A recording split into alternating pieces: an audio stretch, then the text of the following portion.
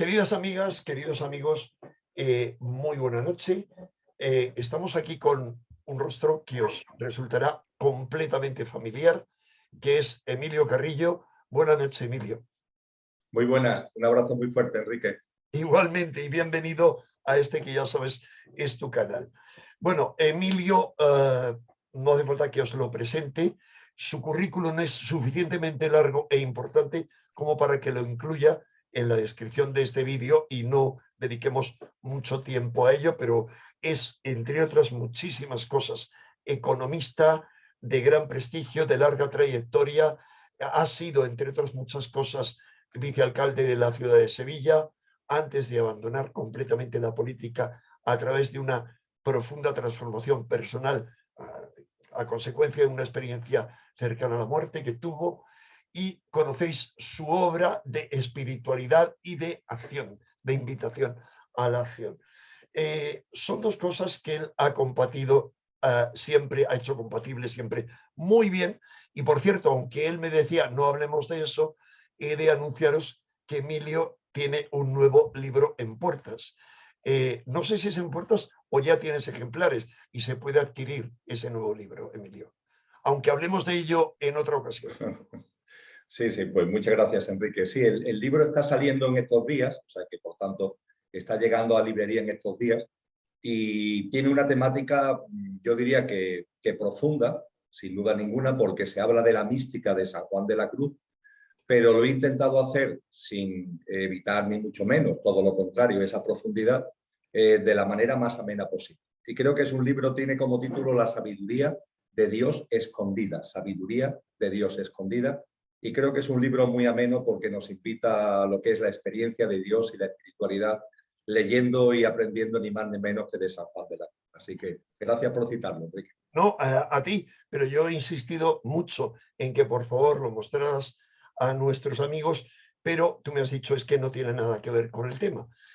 Bueno, Bueno, todo está íntimamente todo relacionado. está íntimamente. Es Eh, de editorial Siglo, para los más Eso es interesados, de importante. editorial En Siglo. cualquier caso, luego en la descripción del vídeo, una vez publicado, yo voy a buscar la referencia en Editorial Sirio y colgaré la referencia para que todas aquellas amigas y amigos que estén interesados puedan localizarlo y adquirirlo a quienes les interese directamente a través de su librería de Amazon o como quieran.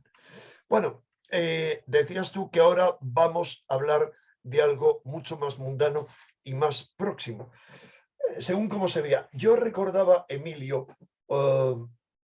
una de tantas entrevistas que te hicieron hace tiempo a raíz de tu transformación.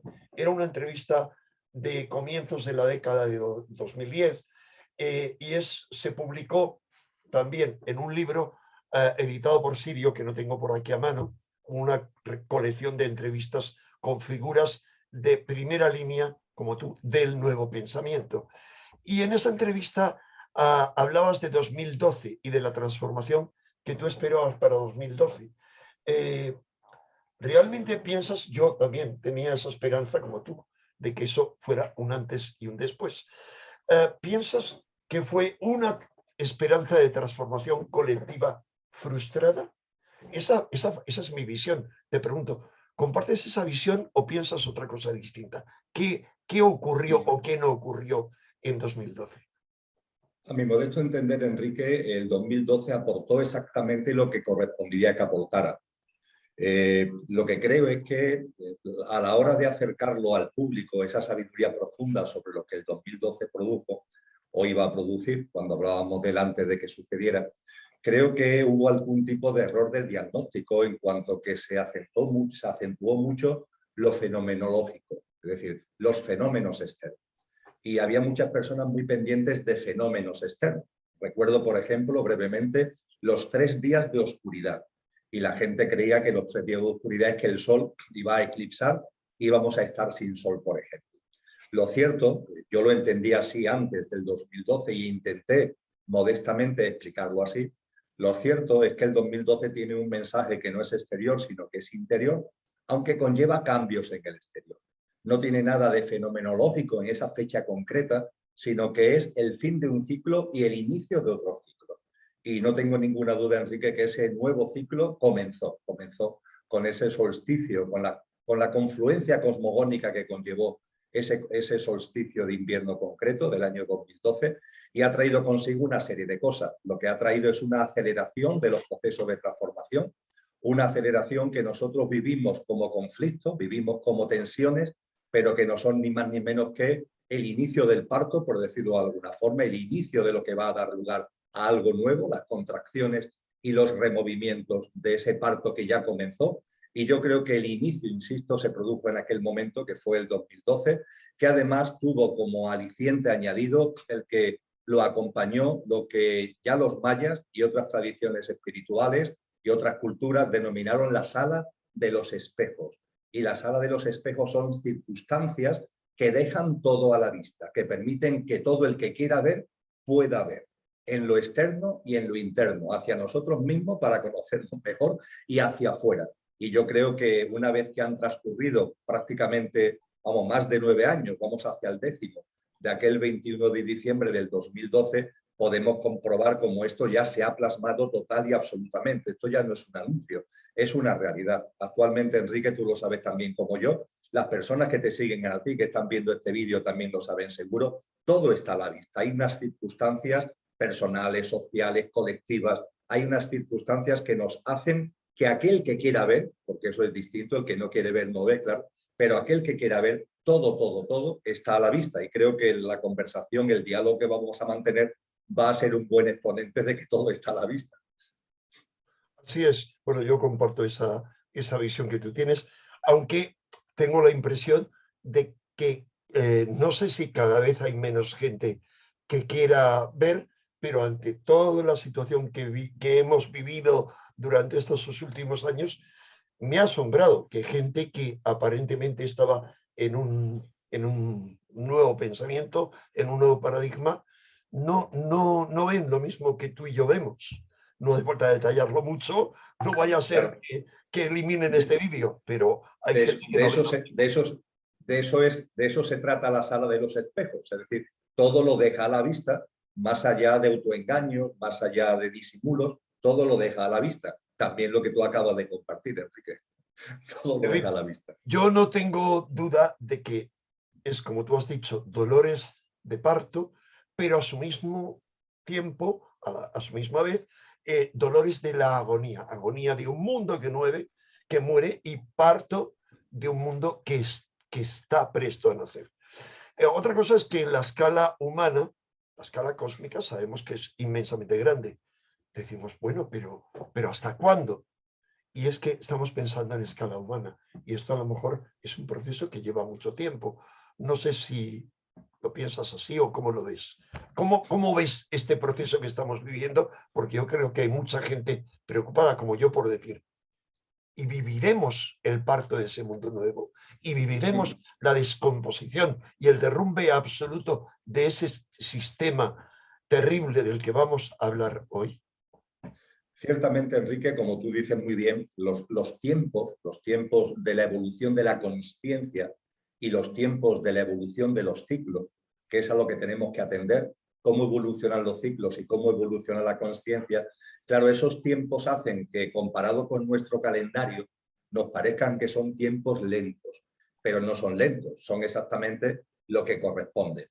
A partir de ahí, las tradiciones espirituales, con el cristianismo a la cabeza, con Jesús de Nazaret a la cabeza, anunciaron esta agonía de una generación humana y los partos propios para que nazca otra generación humana, lo anunciaron hace mucho tiempo. Jesús de Nazaret fue muy explícito hace 2000 años. Y nos puede parecer, claro, que 2000 años es una tremenda cantidad de tiempo. Bueno, es mucho tiempo, insisto, desde nuestro calendario, desde el punto de vista de lo que son los ciclos, desde el punto de vista de lo que es la consciencia. Y un tema importante, Ángel, que yo así percibo lo que es la existencia, ¿no? Y la encarnación humana. Desde el punto de vista de las reencarnaciones, estamos hablando de poco tiempo. Es decir, porque tenemos que tener en cuenta que nosotros somos, en nuestra esencia, en nuestra dimensión álmico y espiritual, en la parte imperecedera que todos los seres humanos tenemos y que no conoce la muerte, nuestra alma se encarna, vive una serie de experiencias en una vida física y desencarna y posteriormente vuelve a encarnar. Pero claro, este proceso no es un proceso de estrés, es decir, nuestra alma no está permanentemente encarnando y desencarnando, tiene unos tiempos. Sí se nos dijo por parte de los maestros que en los tiempos finales de esta generación humana las encarnaciones serían más frecuentes y más rápidas. Quizás por eso ahora precisamente somos ni más ni menos que 8.000 millones las almas que estamos encarnados a la vez en el género humano, ¿verdad? Pero lo que quiero decir con esto es que para nuestra alma también los tiempos son distintos de los que anuncian y señalan nuestro calendario. Dicho todo esto, yo me atrevería a decir, Ángel, de que los tiempos se están precipitando. Las señales que se nos han dado acerca de cómo sería el final de esta generación humana, todavía todas no se han producido, pero una buena parte de ellas ya sí se han producido. Si nos vamos, por ejemplo, a los textos cristianos, a lo dicho por Jesús de Nazaret, a lo que está tanto en los evangelios como en las cartas de los apóstoles o, por ejemplo, en el Apocalipsis, podemos constatar que hay señales muy concretas que ya se han producido, que ya han tenido lugar, aunque todavía quedan algunas, no muchas, que tienen que darse. A partir de ahí, como no sabemos ni el día ni la hora, yo creo que lo ideal, lo lógico, es estar viviendo como si fuera a ser mañana, en el convencimiento de que no va a ser mañana, pero yo me he atrevido a decir, y lo comparto contigo aquí, Enrique, de que nos quedan 2 telediarios, por decirlo de una forma muy gráfica. ¿Por qué nos quedan 2 telediarios? Porque nos queda esta encarnación, sacarle jugo a esta encarnación para que nuestra alma alcance el nivel vibratorio, el nivel de autoconsciencia que nos va a permitir participar en esa nueva generación humana que va a ir de la mano de una nueva vibración de la Madre Tierra. Bueno, pues tenemos esta encarnación para ello, otra más, y yo no sé si otra más, Enrique, no sé si otra más, es decir, esta, otra más, y no sé si otra más. Con lo que, en cualquier caso, los tiempos se están acelerando y estamos en un momento álgido en nuestro proceso evolutivo y en el proceso histórico de la humanidad. Es clarísimo. Bueno, tú has mencionado el excelso maestro Jesús, al que muchos ven, bueno, los musulmanes que hablan de la hora también, de que llegado los signos que marcan la hora y que veían a Jesús como el último gran profeta. No era Mahoma, Mahoma era el sello de la profecía, y al que mucha gente ve como Dios. Sin embargo, él decía, el tiempo y la hora solo el Padre lo sabe, ni los ángeles lo saben, solo el Padre, es decir, la entidad suprema. Es muy interesante que hayas comentado todo eso, porque precisamente es algo a partir de lo cual trazas un texto tremendamente interesante sobre el que vamos a hablar, que formará parte de un libro que es como la segunda parte del proyecto Conciencia y Sociedad Distópica, que vamos a dar de nuevo en la descripción de este vídeo el enlace para quien quiera adquirirlo. Un libro, el primero, Conciencia y Sociedad Distópica, es una pena porque no he logrado localizar dónde está dentro de mi inmensa biblioteca para que lo tuvieran a la vista, pero es un libro tremendo, voluminoso, que recomiendo a cualquiera. Y en esa segunda parte, tú has hecho un texto introductorio enorme, del que, si te parece, vamos a empezar a hablar hoy, vamos a seguir hablando en otra entrevista posterior, y habrá una parte que es todo lo relativo al pase que ya conocemos y a las inoculaciones, que obviamente, como no queremos que desaparezcan las entrevistas, pues encontraremos una fórmula en otro momento para, estoy todavía viendo en qué canal no hay esa censura y pueda hacer, porque en Twitch no tengo claro que pueda hacer una entrevista en directo, transmitirla en directo, porque es la única forma de emitir en Twitch, y hablaríamos ahí de todo eso, porque todo eso tiene enorme importancia, ya que tú lo relacionas, como ya lo hacía yo. Me he quedado fascinado con tu texto, diciendo, es que cuando, estando incomunicados, tú en Sevilla, yo aquí, y no hablando con frecuencia, llegamos a las mismas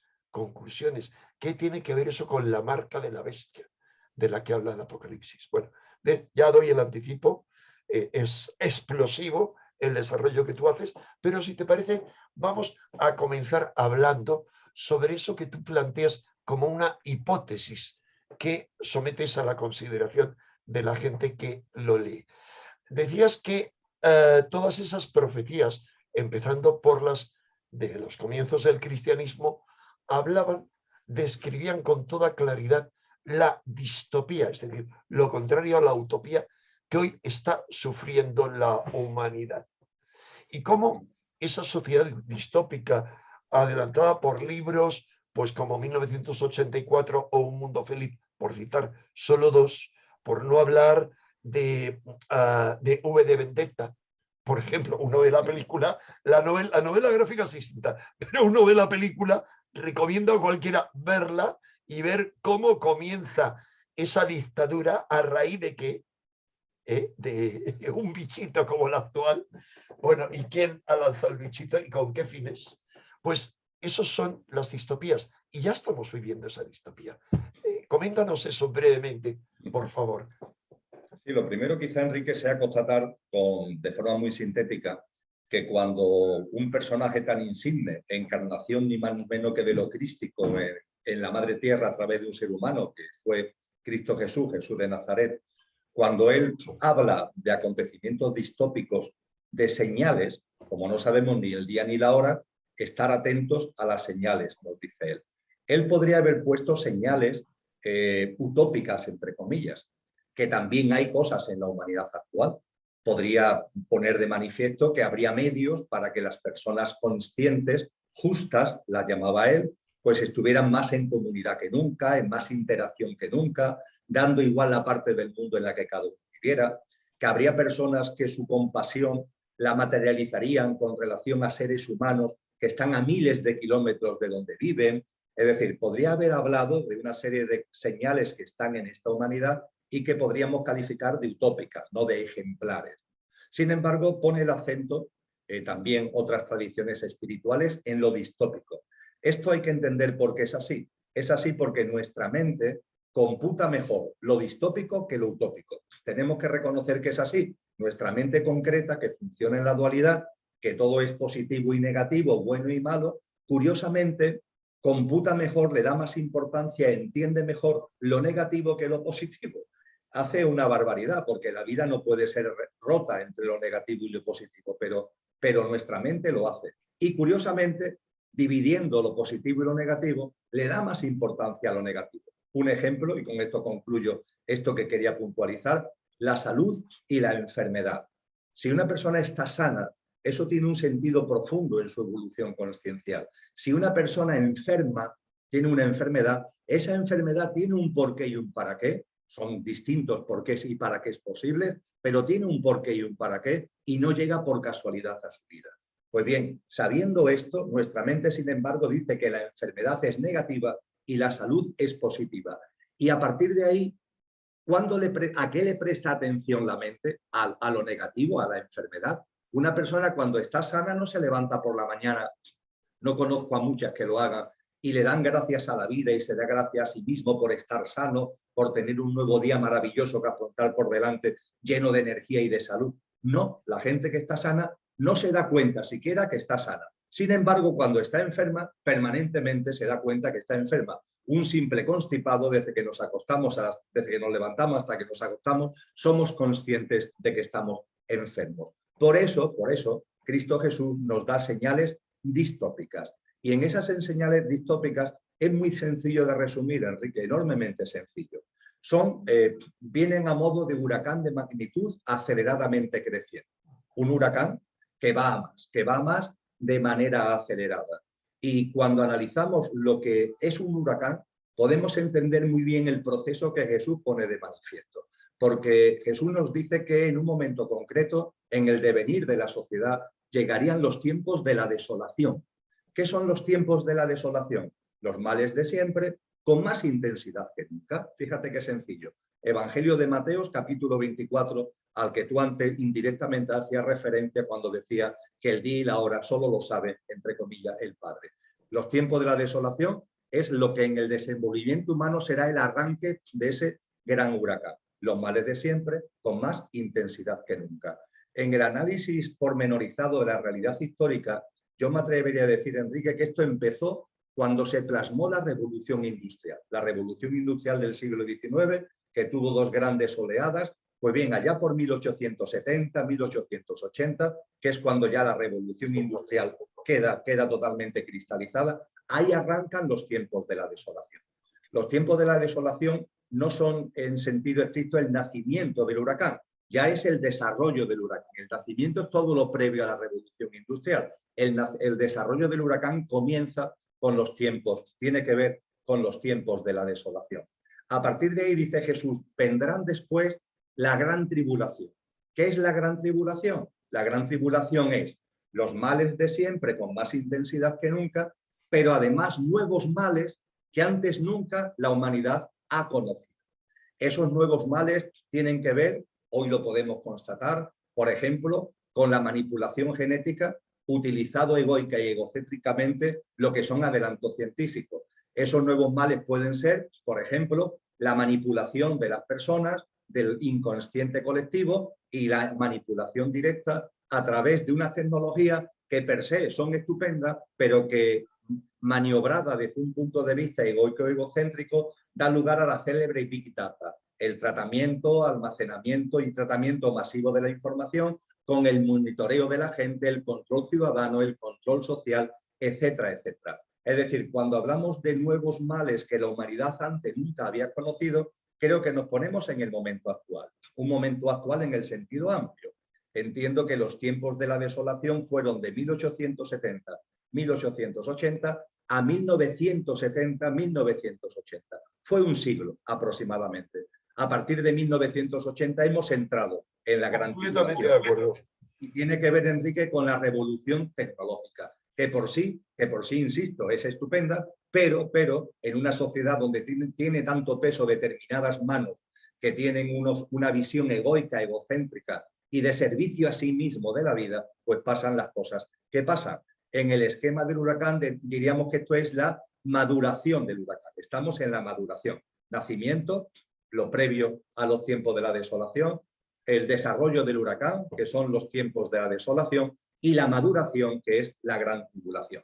A partir de ahí, esa gran tribulación no sabemos lo que va a durar, pero se nos habla de que terminará con el triunfo de la bestia, esa bestia cuya marca hacía tu referencia antes. El triunfo de la bestia es la instauración ya completa en la humanidad de una forma de vida, con todo lo que ello conlleva, en lo económico, en lo político, en lo social, etcétera, etcétera, etcétera, donde lo trascendente quiere ser expulsado, desterrado, donde solamente hay sitio para lo material, donde solamente hay sitio para una humanidad alienada, que siga un pensamiento único, que siga una versión oficial. Todo lo que sea distinto a eso será fieramente castigado, será fieramente perseguido, y un dominio completo a través de los instrumentos que estamos viendo que ya se están poniendo de manifiesto. Eso sería el triunfo de la bestia.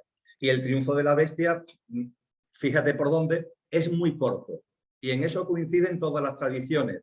Y los textos cristianos son muy claros. Cuando la bestia triunfe, estar tranquilos, porque a esto le quedan, y es el único dato concreto que dan, desde el punto de vista cristiano, 1300 y pico de días. Creo que son 1335 días. 3 años y medio. Los 3 años, 3 años y medio. 3 años y medio Con lo cual de nos Daniel, dicen, de la profecía de Daniel, entre otras.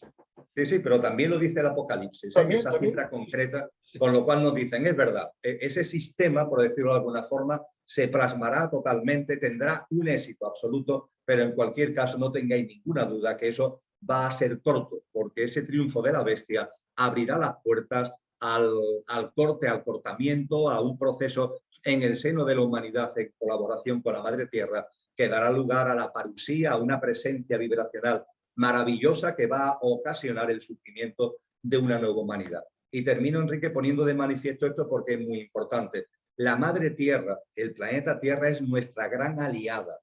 Hay personas que se preguntan, bueno, ¿y este tinglado cómo se puede desmontar? La Madre Tierra es nuestra madre, entre comillas, y ella está haciendo unos cambios vibracionales.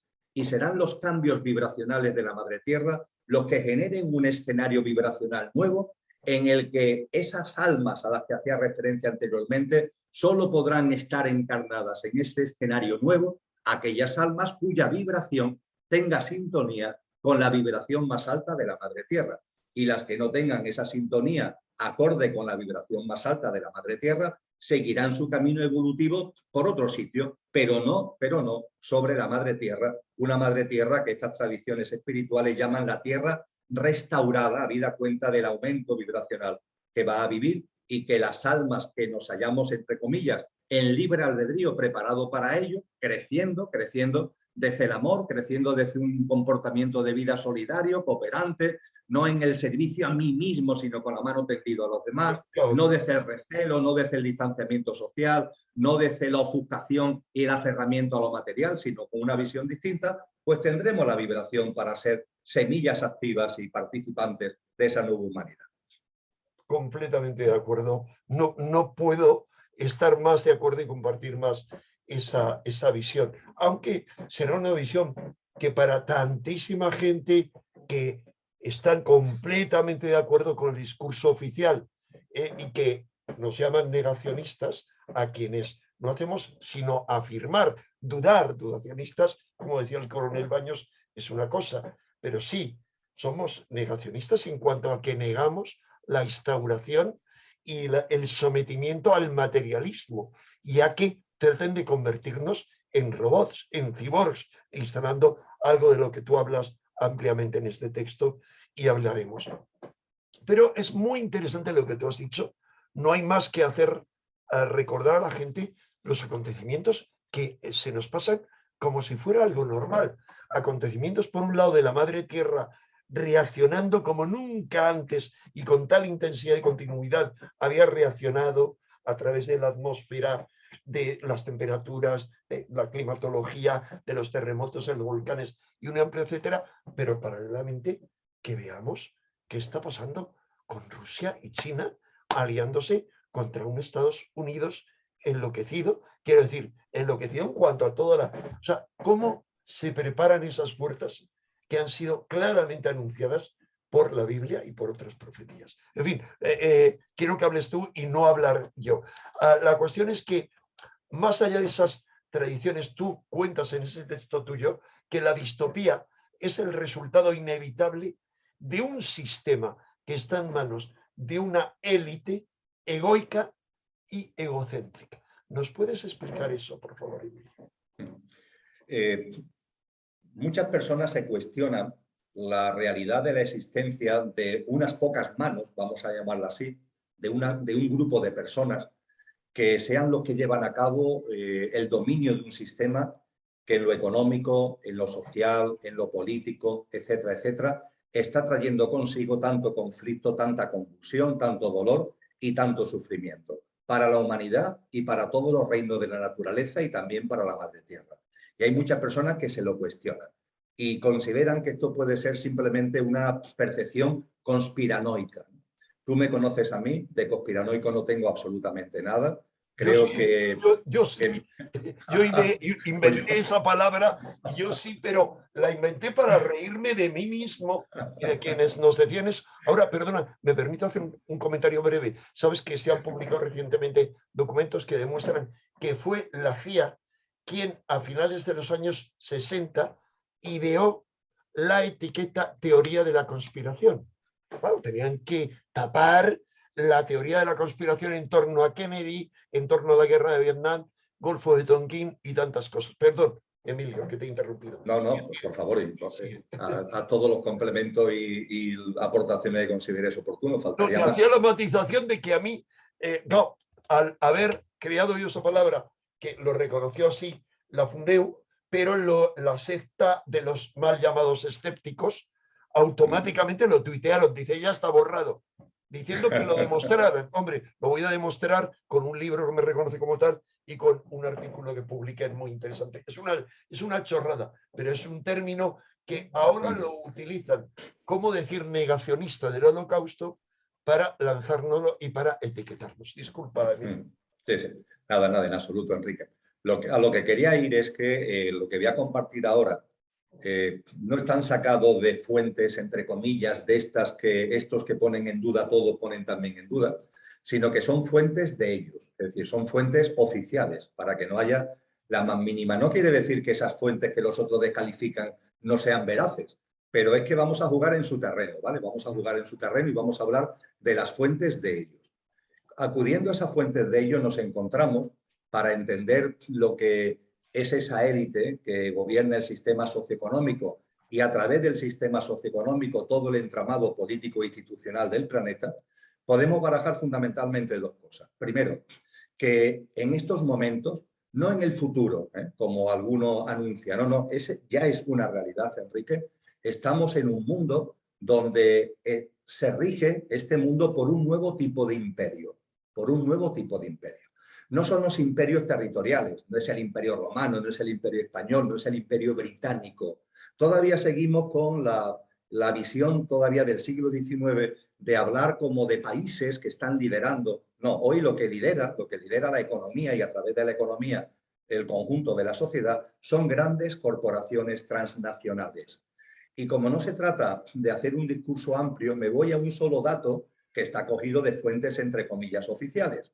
Las 10 mayores transnacionales del planeta mueven más recursos al año que 180 países, teniendo en cuenta que en la Asamblea de Naciones Unidas se sientan 193 países. Si añadimos al Vaticano y Palestina, que son invitados, serían 195. Bueno, pues 10 grandes corporaciones, que además son corporaciones financieras y empresariales, absolutamente diversificadas, que lo mismo están en la tecnología, que en los medios de comunicación, que en los laboratorios y en las farmacéuticas, etcétera, etcétera, etcétera, en la alimentación, por supuesto. Estas grandes transnacionales, 10 manejan más recursos al año que 180 países. Hoy día, 150 corporaciones tienen en sus manos el 80% de la economía mundial y es un proceso que va increciendo. Primer dato incuestionable, estamos en un mundo que tiene un tipo de imperio que es un imperio corporativo, un imperio global y corporativo en manos de transnacionales que se mueven por el mundo a sus anchas, que no tienen fronteras, que funcionan las 24 horas del día y que tienen un poder tan omnímodo que todos los gobiernos, todos sin excepción, dan igual teóricamente su ideología, están sometidos a los dictados y a las influencias de estas enormes corporaciones. Dato 1, corporaciones. Dato 2, desde el año 2015 se produjo por primera vez ese año y se ha consolidado. Todo lo que hemos vivido estos últimos años ha contribuido enormemente a ello, a que el patrimonio, la riqueza y los recursos de la humanidad y del planeta estén cada vez en menos manos. Concretamente, en el 2015 fue la primera vez que el 1% de la población mundial atesoró más patrimonio, riqueza y recursos que el 99% restante. Un 1% que tiene más patrimonio, riqueza y recursos que el 99% restante. Pero cuando nos metemos en ese 1%, Enrique, es fácil comprobar que realmente no es exactamente así, porque dentro del 1% hay un 1% que son los que realmente llevan a cabo esa apropiación y esa acumulación de riqueza y de recursos. Con lo que, en sentido estricto, no hay que hablar del 1%, sino del 1% del 1%. Estos son dos datos, insisto, incuestionables. Imperio corporativo y el 1% del 1% que de verdad es el que está detrás de la apropiación y la acumulación de la riqueza y los recursos del planeta. Y ahora queda lo último, que hay que hacerlo con rigor y hay que hacerlo por sentido común. Vamos a cruzar los datos, vamos a cruzar el dato de las corporaciones, porque las corporaciones tienen paquetes accionariales. Las corporaciones son propiedad de alguien o de algo. Vamos a cruzar ese dato de las corporaciones con el 1% del 1%. Si lo hacemos, Enrique, finalmente llegamos a una foto.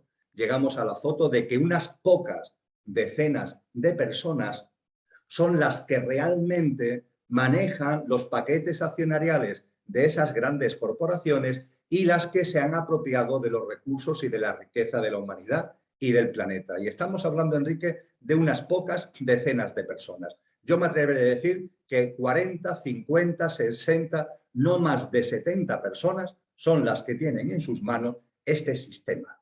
Y estas personas son per se egoicas y egocéntricas. Precisamente de ahí esta sed insaciable de acumulación a la que acabo de hacer referencia y a partir de ahí este grupo muy reducido de personas son los que, medio en broma, medio en serio, a mí me gusta llamarlo los amos provisionales del mundo. ¿Son los amos del mundo, Enrique? Lo son, eso sí, provisionales. Provisionales porque yo sí percibo esta evolución de ciclos y esa evolución de conciencia a la que hacíamos referencia antes, anunciada por las tradiciones espirituales y a lo que no vamos a volver, que hará que todo esto caiga. Pero hasta que caiga, hasta que se produzca ese triunfo de la bestia a la que hacíamos referencia anteriormente, son los amos del mundo, provisionales, pero son los amos en el mundo. Conclusión final, y me callo para que tú sigas llevando la entrevista por donde consideres oportuno, este diálogo entre los dos. Hay un gobierno en la sombra, Enrique, hay un gobierno en la sombra. Esas decenas de personas están coordinadas entre sí, toman decisiones entre sí y después tienen una serie de estrategias para aplicarla, una serie de actuaciones y acciones para llevarla a cabo. Y, insisto, creo que esto es bebiendo de las propias fuentes que el sistema nos suministra, porque antes decíamos que estamos ante la sala de los espejos. Todo está a la vista para quien quiera ver, y está a la vista para quien quiera ver que el sistema socioeconómico y el entramado político e institucional que de él deriva está en manos de unas pocas decenas de personas que se han convertido en los amos provisionales del mundo y que funcionan como un gobierno, eso sí, en la sombra, porque por lo menos por ahora no quieren ser conocidos, no quieren ser reconocidos como tales y prefieren moverse entre las bambalinas, que es lo que le da mejor resultado. Completamente de acuerdo. Hay que recordar lo que tú has dicho antes. Afortunadamente la Tierra está del lado de quienes estamos por la vida, por la positividad, por la evolución, por el avance. En ese sentido hay que recordar que todas las profecías están de acuerdo en que no habrá paz, ni en esta vida, ni eterna para los malvados. Eso hay que recordarlo y que al final el triunfo estará de parte de la verdad. Así que cada uno sabe hacia qué camino se puede orientar. No digo elegir, porque hay muchos que no estamos libres de falta, que estamos en una tierra de nadie, indecisa, pero tú hablabas de ese 1%, del 1%, y al final, en la cabeza, hablabas de una pirámide. En la cabeza de esa pirámide están esas decenas de personas, de familias, solo algunos de cuyos nombres son conocidos, pocos, otros no. Y luego, ¿quiénes les sirven? ¿Quiénes se someten estando ajenos a cualquier principio o mintiéndonos, se someten a esas fuerzas?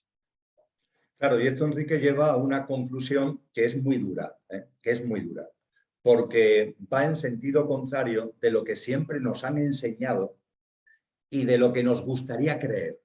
Me refiero al hecho de que habiendo una élite que maneja el sistema socioeconómico y el entramado político institucional, que son los amos provisionales del mundo, actuando como gobierno en la sombra, esto tiene como corolario final, como conclusión final, que todos los estamentos importantes, no estoy hablando, por favor, de un ayuntamiento, ni de una pequeña empresa o mediana empresa, no, todos los estamentos potentes que ostentan el poder político, económico y social, no persiguen el bien común, sino todo lo contrario.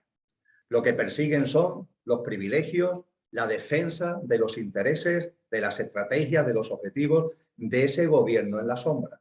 Y yo sé que esto es enormemente duro porque, repito, a mí me han educado en todo lo contrario, de que cuando miro hacia arriba, todo ese entramado que hay ahí, político, social, económico, vela por mi bien.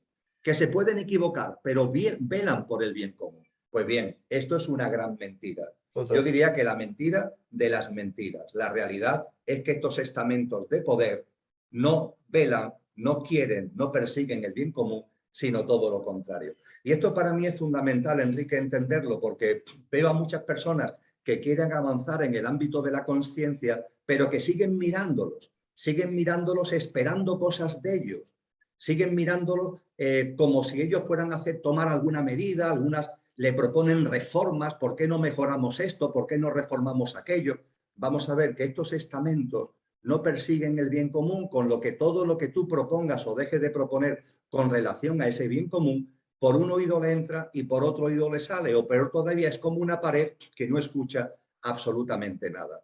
No es el momento, y eso seguro que en alguna entrevista tendremos ocasión de desarrollarlo, ya lo hemos desarrollado, Enrique, en alguna anterior, no es el momento ni de pelearse contra esos estamentos, ni contra ese gobierno en la sombra, ni de luchar, no. es el momento de disentir, es el momento de desconectar y nosotros empezar un camino nuevo de creación de lo nuevo, que no va a tener nada que ver con esa casa vieja que se está cayendo. Lo importante es que tomemos conciencia de que esos estamentos no están persiguiendo nuestro bien común, sino todo lo contrario. Y esto es, para mí, como la píldora, perdón, las dos píldoras, Enrique, concluyo, las dos píldoras que Morfeo en la película de Matrix le pone por delante a Neo, a News Rive, ¿no? Al protagonista de la película, y le dice, mira Neo, si tomas la píldora azul, vas a volver a la inconsciencia. Todo lo que sabes lo vas a olvidar, vas a despertarte otra vez en la Matrix y vas a seguir ahí tu vida en esa maraña enorme, entretenido, distraído, controlado, monitorizado. Si tomas la pastilla azul, vas a volver a tu hábitat de confort, que es un hábitat, como dicen los psicólogos, de mentira existencial, pero vas a estar cómodo en ese estado de medio zombie que te va a posibilitar la píldora azul.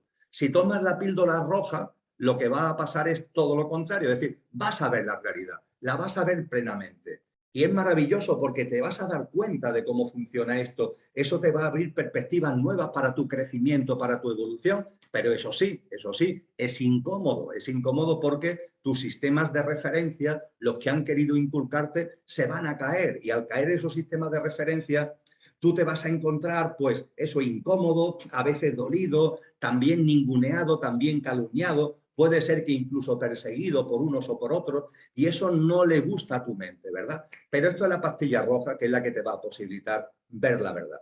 Neo se toma unos segundos y finalmente se toma la pastilla roja. Pues yo invitaría a que todos, con relación a este asunto, Enrique, nos tomáramos la pastilla roja, entendiéramos que efectivamente hay una élite que controla este sistema socioeconómico, político, institucional, que hay un gobierno en la sombra, que este gobierno en la sombra maneja todos los estamentos de poder político, económico y social, y que esos estamentos no están por el bien común, sino todo lo contrario. Y una vez que esto lo integramos en conciencia, pues se abre un campo nuevo, maravilloso, en el que avanzar y en el que crecer, no estado sometidos ni pendientes, ni sabiendo lo que hace o dejan de hacer, o preocupados por reformar no sé qué o no sé cuánto, o luchando contra o combatiendo contra, sino que nos ponemos manos a la obra de crear lo nuevo, que es de lo que se trata. Y yo invito a eso, a que toda nuestra conciencia, toda nuestra energía la pongamos a crear lo nuevo, a eso que está ahí y que se va a hundir inevitablemente, porque ya lo decía Max Weber a principios del siglo XX, es fundamentalmente, intrínsecamente irracional, y como es intrínsecamente irracional, eso se va a hundir. Dejamos que esa casa se caiga porque es una ruina y nosotros nos ponemos a lo nuestro, que construir una nueva casa que tenga que ver con lo que late en nuestro corazón y brilla en nuestras almas. Me encanta que recuerdes eso porque me gustó mucho aquella conferencia que viste sobre esta casa es una ruina que la gente puede encontrar buscando en YouTube. Al igual que daré el enlace y luego si soy capaz, después de que se emita esta entrevista, haré el enlace con otras entrevistas tuyas, dos que hemos tenido en este canal, que yo recomiendo, como todas las otras conferencias tuyas, a la gente que no las haya visto ya, que serán muchos, que la vea. Ahora, es muy interesante que esto que dices lo diga alguien con tu experiencia política, porque tú has tenido una etapa de tu vida con una etapa de pertenencia a un partido político que, que ahora está en el gobierno. Cuidado, curioso, al igual que la hemos tenido otros. Hablo, por ejemplo, de Beatriz Talegón, que es demonizada, como lo soy yo, no hablo de ti, pero quiero decir, de mí han dicho, habiendo sido sindicalista y jugándome la cárcel y mi trabajo en tiempos de Franco, y luego refundador de la CNT, bueno, en su momento expondré la contraportada de Diario 16 y la portada de Castilla Libre, donde se me ve poniendo la bandera de la CNT en los sindicatos verticales, no, pero ¿qué quiero decir? Que han llegado a decir que el coronel Baños y yo éramos de extrema derecha. Igual que ahora dirían, porque estamos radicalmente en contra de la guerra, que somos comunistas, porque nos ponen la etiqueta que les conviene. Pero te decía, curioso, Beatriz Talegón ha sido secretaria de las Juventudes Socialistas y ahora es una maldita negacionista al servicio de no se sabe qué, porque dice cosas como las que decimos tú y yo. Es interesante de ser tu experiencia. Tú sabes lo que es la política y cómo se puede penetrar y pervertir. Y sé perfectamente, Enrique, primero que hay personas de buena fe en la política, Eso es, ¿eh? claro. Muchas personas de buena Si no, fe, no con habríamos vocación. estado tú, Beatriz Talegón, o yo en esa lucha, que era el combate por los derechos sociales y por los derechos humanos y por la libertad. Perdón. Yo lo que invito es a que más allá de esos árboles, es decir, más allá de esas personas que están en esa actividad de buena fe, veamos el bosque, más allá de los árboles. Y cuando contemplamos el bosque, vemos que hay una dinámica, y esa dinámica actúa, Enrique, como una especie de arena movediza que se termina comiendo las buenas intenciones y todo lo va digiriendo para que finalmente sea lo mismo. Y eso mismo que es siempre el privilegio de unos pocos, los intereses de unos pocos, la acumulación por parte de unos pocos. Siempre es lo mismo. Los árboles de esas personas que están ahí no nos deberían impedir ver el bosque. Hay que tener en cuenta que históricamente, por ejemplo, las tradiciones espirituales que se han ido dogmatizando, que han ido pervirtiendo el mensaje verdadero, que se han ido incluso poniendo en contra del mensaje inicial y el mensaje genuino de los maestros y de las maestras, esas religiones dogmatizadas se han especializado siempre en tener dentro del entramado de esa religión, el entramado, vamos a decirle, eclesiástico, aunque no solamente estoy hablando de la Iglesia Católica, estoy hablando de todas las religiones dogmatizadas del planeta, siempre se han interesado en tener personas de buena fe, en tener personas que aspiran a que esos mensajes originales de las tradiciones se lleven a la realidad, etcétera, etcétera. Pero a esas personas simplemente las usan, las utilizan para que sirvan como de marionetas de sus fines, para lavarse la cara y que la gente crea que esos entramados religiosos pervertidos siguen teniendo el mensaje fundamental y verdadero como bandera, cuando es una gran mentira, pero la realidad es otra. Cuando hablamos hoy de la política, esto es lo que sucede, pero sucede además a nivel mundial. No es que suceda en un país o en otro, sucede a nivel mundial. La política tiene detrás una enorme dinámica que hace que se coma absolutamente todo. Y demuestra un botón que es muy fácil de resumir. La reforma de la Constitución española en el verano del 2011, mediante una mayoría parlamentaria y sin ningún tipo de referéndum, que sirvió para cambiar algo tan tremendo como que a partir de el Boletín Oficial del Estado del 28 de septiembre del año 2011, con la modificación del artículo 135 de la Constitución, la deuda pública, es decir, el pago a la banca privada de la deuda que el Estado asumió precisamente para salvar de la quiebra a la banca privada, bueno, pues esa enorme deuda pública a la banca privada sea, palabras textuales de nuestro actual texto constitucional, prioridad absoluta del Estado. Creo que cómo se introduce en España esa modificación de la Constitución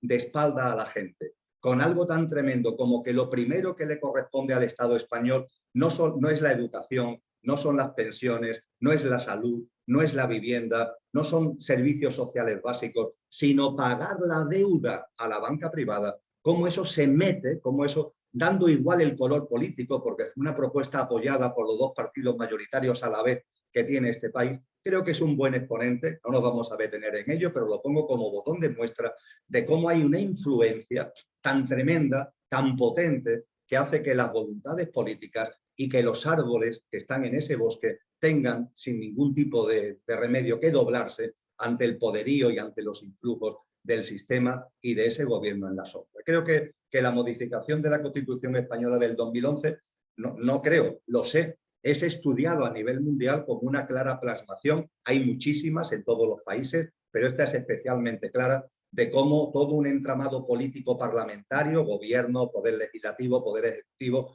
poder judicial, porque el Tribunal Constitucional da el visto bueno, una barbaridad tan tremenda que hace que salten los derechos fundamentales de los españoles. Creo que es un buen exponente de cómo funciona esto, Ángel, Enrique, y no me enrollo más, porque creo que es para cualquiera que esté interesado hay información más que suficiente y la mayoría de las personas también ya están informadas sobre esto.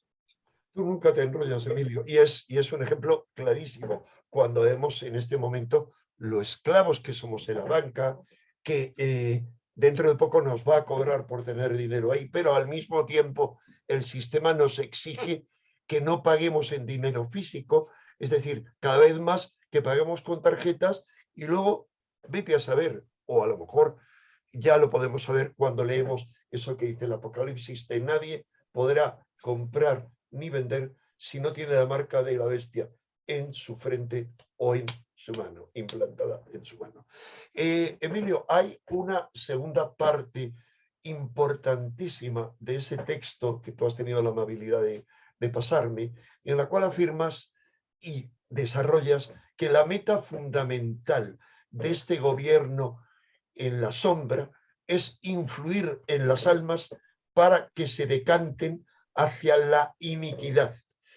No sé si te parece oportuno que hablemos de este segundo punto, puesto que es extenso, en otra entrevista, ya que hemos visto, yo comentaba en otra entrevista, que la capacidad de atención se pierde, al cabo de una hora se ha perdido totalmente, y me añadía algún otro amigo, no es tanto que se pierda como que no hay tiempo. ¿Te parece oportuno que sigamos en otro momento, en otra entrevista? Me parece estupendo, Enrique. Magnífico. Así que vamos a seguir Adquirimos el compromiso. hablando de eso y de cómo esa perversión y ese ataque hacia la conciencia y hacia el alma es el modus operandi de ese gobierno en la sombra que tú calificas como satánico, y yo te doy toda la razón. Nada más, Emilio, muchísimas gracias. Recordad, amigas y amigos, bueno, nunca os lo digo, pero por favor, quienes le interesen este tipo de temas que tratamos, suscribiros al canal, darle a la campanita, siempre me olvido de decirlo, y desde luego, quienes os interesen las actividades de Emilio Carrillo, leer en la descripción. Antes que nada, vamos a colgar el link a sus actividades, porque le está dando charlas de forma generosa, semanalmente, hace también retiros. Creo que los retiros son trimestrales, ¿me equivoco? Mensuales, Perdón. En la hospedería del Silencio. En Cáceres, y luego haces otras actividades, y también el link a los libros de Emilio Carrillo y sobre todo a ese libro esencial del que hoy estamos hablando, de la segunda parte, que es Conciencia y Sociedad Distópica. Emilio Carrillo, infinitas gracias de corazón por estos mensajes tan esenciales. Gracias. Estupendo, Enrique. Muchas gracias. Hasta la próxima. Y gracias de verdad por concedernos este tiempo, que ya sé que careces de él. Gracias y un fuerte abrazo.